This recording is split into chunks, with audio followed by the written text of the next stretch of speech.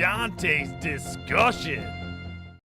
Welcome back to another edition of Dante's Discussion Questions, where I ask you a question to answer for us, everyone, and I put it in a video, the answers portion of the video. Of course, this is about Dark Souls 3, as it's basically been since it came out.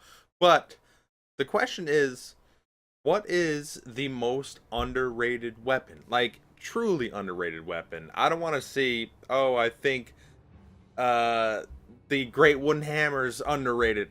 No, the Great Wooden Hammer sucks, okay? I understand trolls. I get it. I know the weapons. I've done most of the weapons by now. In fact, let me show you the list right here. This is my spectacular list of all the weapons I've done showcases with. Obviously, I have a lot more to do, so I have a decent understanding of most weapons. I mean, a lot of weapons in similar classes have similar effects, but there are some surprises.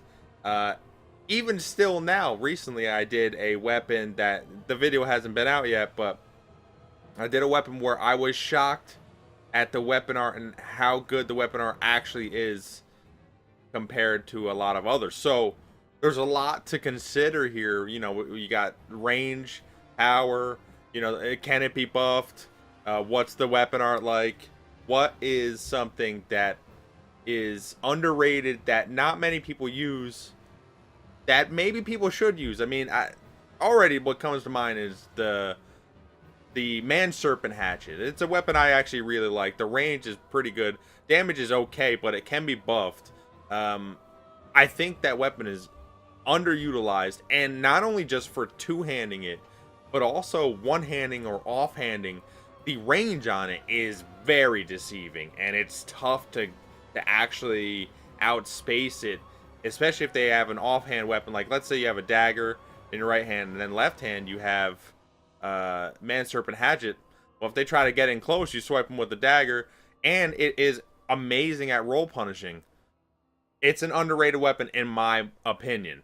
But I want to know what you guys think, and the reasoning behind it, not just like, oh, parrying dagger because it can parry. Like, okay, but you have to be good at parrying, right? I mean, and that's not many people are, and it's not the best parrying tool, I believe. So really, I just want to see what you guys think might be the most underrated weapon. I do plan on doing a maybe top 5 or 10 of what I think the most underrated weapons are, because I've used most of the weapons. Really, I've used all the weapons, but I've done a lot of the showcase videos, and I have a good understanding of what I think weapons should be. And something to consider when thinking about this is sort of the versatility of a weapon. Not just, oh, like how Karthus used to be. Karthus used to be R1 and running attack. That was it. And what was sad is that worked. I mean, the fact that it works so well, you can just do that, play the most basic of games, and you would win. But Karthus got sort of nerfed, and other curved swords are in, but now the meta is sort of sword and board, Lothric Knight, Dark, blah, blah, blah. You get it. So, something like it's sort of a new weapon, the Aquamarine Dagger. The range, the combos you can get with that.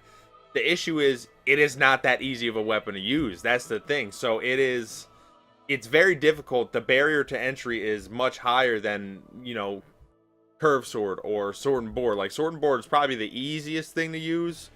Obviously there are people who are better at it than others. Spacing obviously is key and stuff like that, but other weapons are much harder. Scythes, you know, daggers, I would say axes, for instance. So take that into account when thinking about this, where a lot of times the more or different type of moves you can utilize with a weapon allows for a greater chance to win. So we're sort of like tricking your opponent.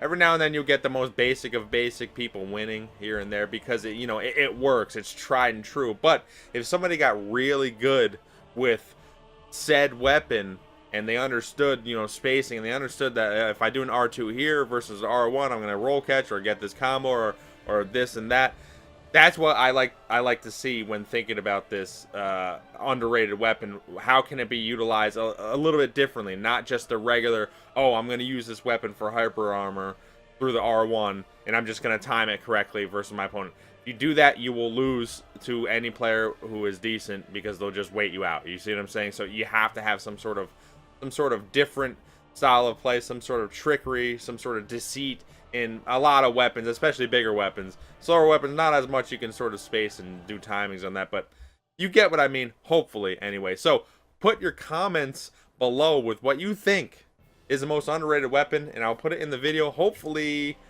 next week, 2 weeks from now, we'll see. I'm going to try to shop around for this a little bit and really want to see what people think. I'm very curious. And obviously, I would say don't say like Lothric Knight Sword because, I mean, everybody's using it. It's not underrated. I believe it's rated.